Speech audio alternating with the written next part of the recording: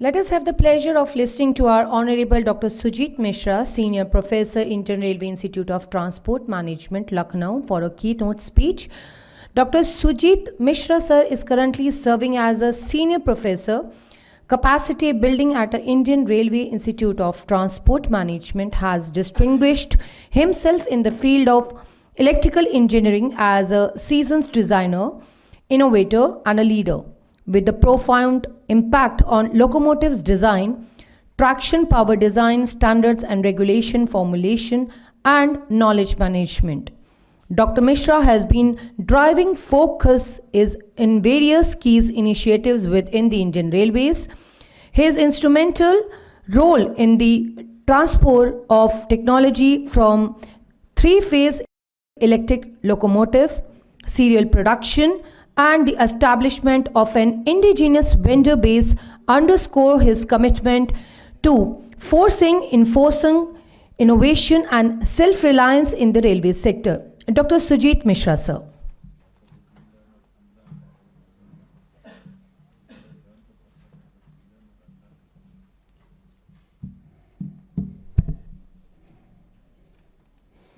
Namaskar and good morning. It's always a pleasure to be in company of experts and insiders of our domain. On the theme of conference, I believe that, and that's how I always looked at the things, that before we formulate policies, we interpret policies.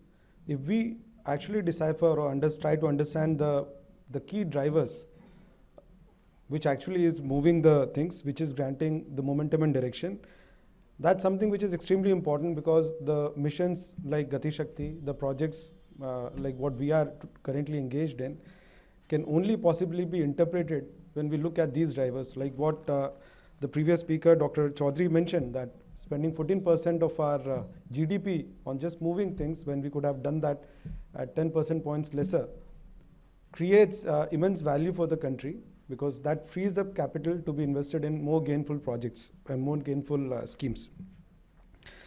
In last 9 years, or rather in last 10 years, we have seen an unprecedented push in rail infrastructure. And it has happened in rolling stock, it has happened in the wayside infrastructure, it has happened in the permanent way. In fact, not just that, all components of Gati Shakti, including ports, roads, air, have seen major infra spend.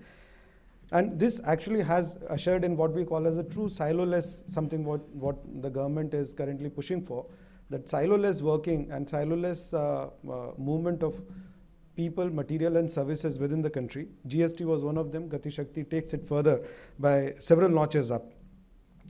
So it is truly in spirit of what we call as economy first, or the customer first approach. So it's not that road has moved from point A to B.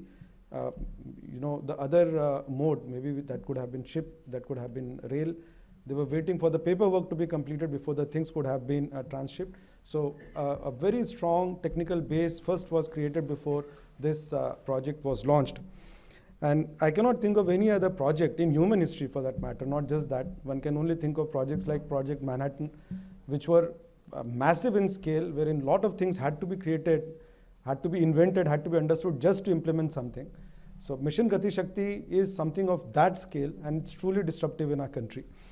I'm extremely glad to know, sir, before Gati Shakti Vishwavidyalaya became Central University, it was National Rail Transportation Institute, and I had the privilege to be its OSD.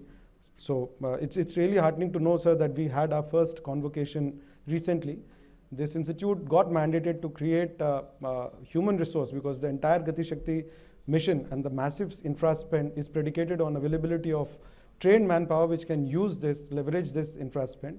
And the idea there was to create sustainable opportunities of employment, not just that people get employed in project phase of this spend, but also they get gainful employment over the decades to come. And Gati Shakti, I believe, sir, this year in few months we would be having our first graduates who would be coming out, and it took a lot of efforts to sculpt their curriculum. There were a lot of questions which had to be answered, and it's really heartening to know that we have added to the bouquet of courses which we are offering. I would request the industry present there to look at the graduates, our undergrads, and several of our postgrads are already in the market. They were trained and they were given special internships in leading logistics company in India, globally as well. And as our engineers come out in a few months' time, they would really be prime catch for the industry, and I would sincerely request industry to look at them. And I will also request Gati Shakti Vishwavidyalaya to reach out through their training and placement office. So, if we look at Gati Shakti, we talk a lot about something which has been the visible part of it, the infra spend, because the project phase of any endeavor is the most attractive and the most glamorous phase. We create something which never existed. I'd like to confine myself to the other part, which is the less glamorous part of the thing. Okay, we have created something, then what? Here I would like to come to not so glamorous part of training and skilling. And in government academic institutions, this sounded to be a cliche. And in fact, when we created NRTI, which later became GSV, and before that we made Indian Maritime University as a central university, this question used to repeatedly come: what about, okay, you are just any other university, how you're going to distinguish yourself?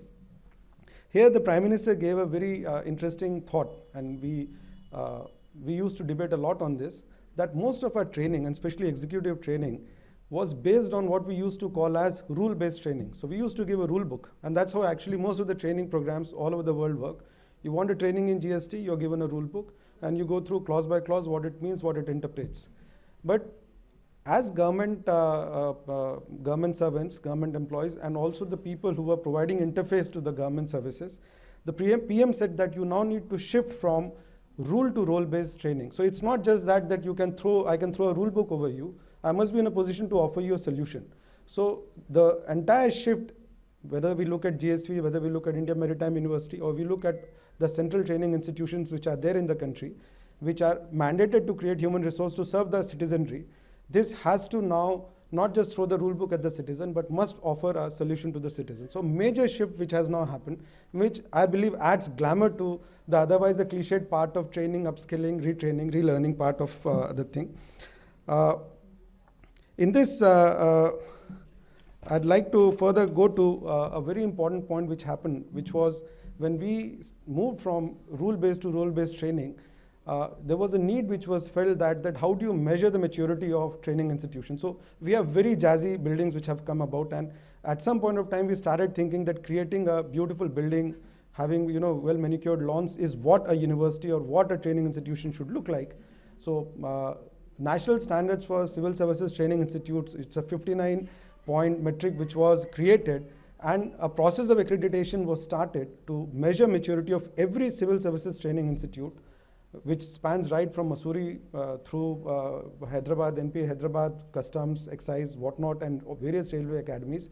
Each now has to be measured on its maturity, not just on the beauty of the building, but also on the presence of institutional mechanisms to deliver high quality content consistently, and also get into continual quality improvement.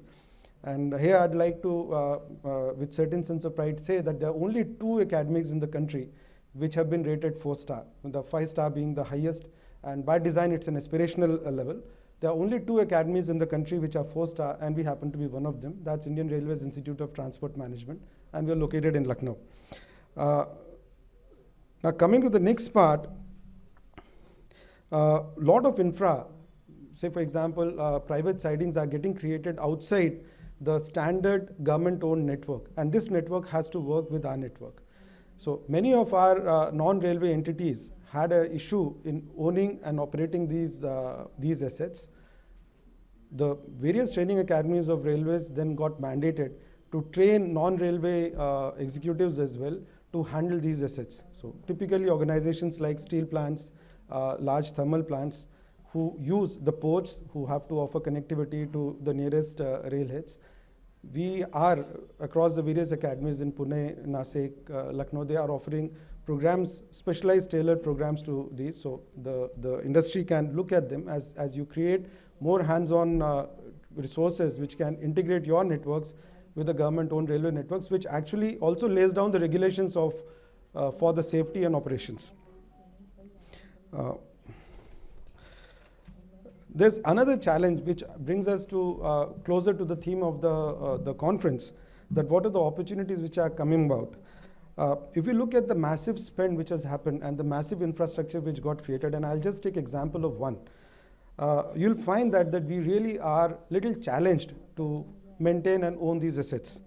To illustrate, before we got independence, rather when we got independence in 1947, we had only 388 route kilometers of electrified network. And from 1947 till 2014, we created about 21,000 route kilometers of electrification.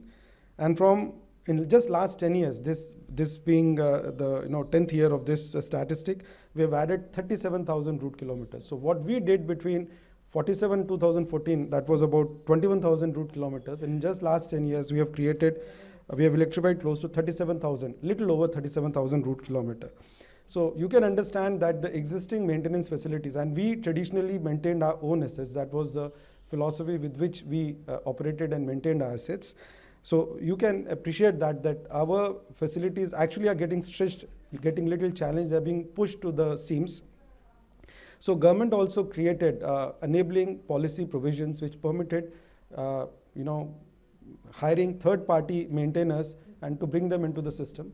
So that's one big opportunity which has come about, which also needs trained, skilled manpower to handle that. And in fact, one of the thoughts which used to come to our mind was the people who created these assets after 31st December, when we electrify the complete network, would now be available in the market, which can then possibly use them for maintaining these assets. But if we go towards the third-party maintenance, it opens a few challenges. A part of our network, so for example, if you take the oldest operating steam locomotive, you can still steam a locomotive after 150 or 160 years, but you can't maintain or repair a 10-year-old television. So that's a paradigm, and in fact, you'll find that many parts of the railway network offer these kind of varied challenges. So a part of our segment can be readily made amenable to third-party maintenance, which can be possibly our track or wagons, which don't have many active components, which, like the previous speaker, Dr. Chaudhary, talked about the control communication equipment, and I'll also like to add power electronic equipment in that. So these elements actually are more readily amenable for third-party maintenance without tweaking many of our existing contracts.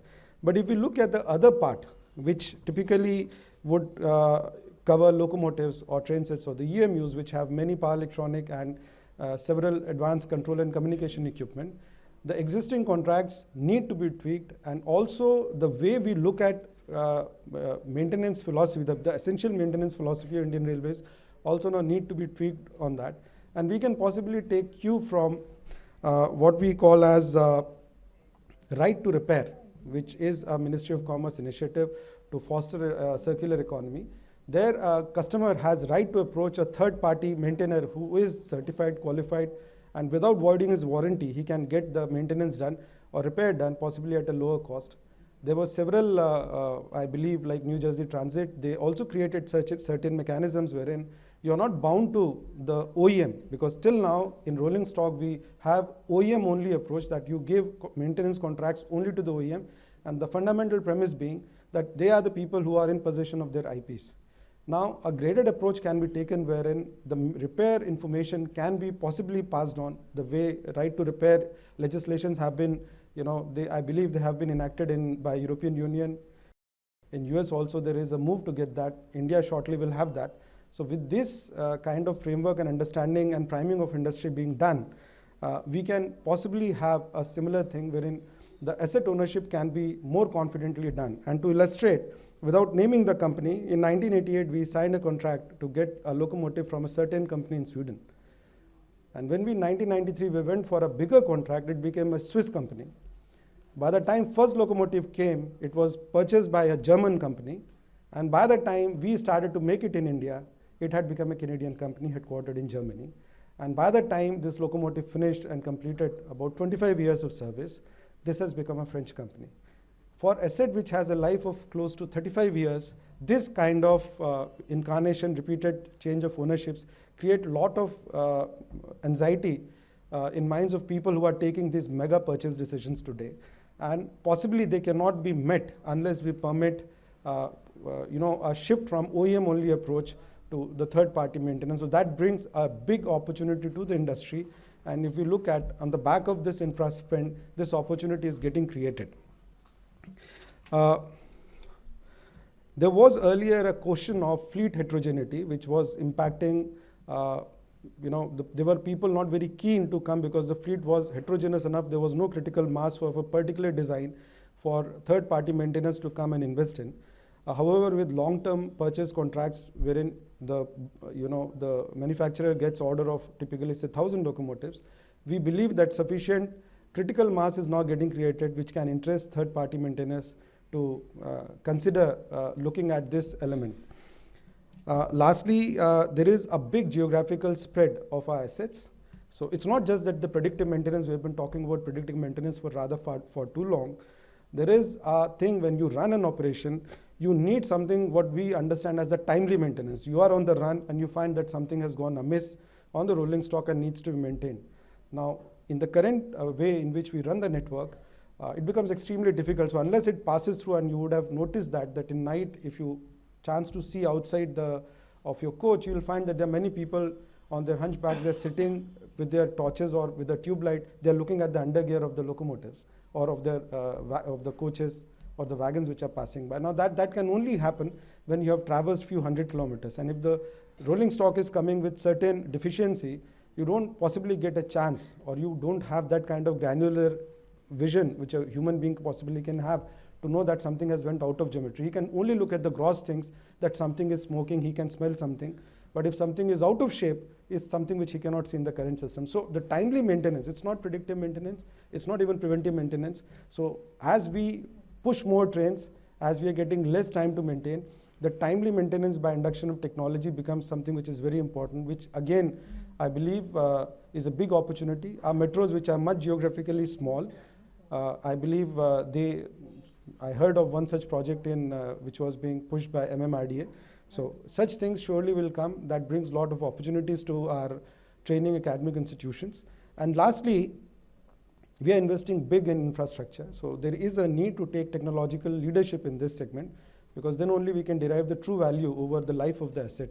And that's where we created an RTI for that. Gati Shakti is there, and the way Gati Shakti is moving ahead with the other MOUs which they are trying to partner with leaders in the technology, I believe they would be able to spearhead along with the CTIs, taking leadership in those technological fields.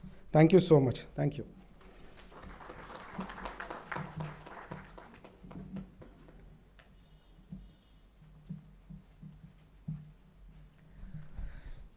Thank you so much, sir, for enlightening us. Now, ladies and gentlemen, I feel delightful to call upon Srimati Mamta Shah ma'am, MD and CEO of Urban Infra Group, to please kindly present the memento to our honorable guest on the dais.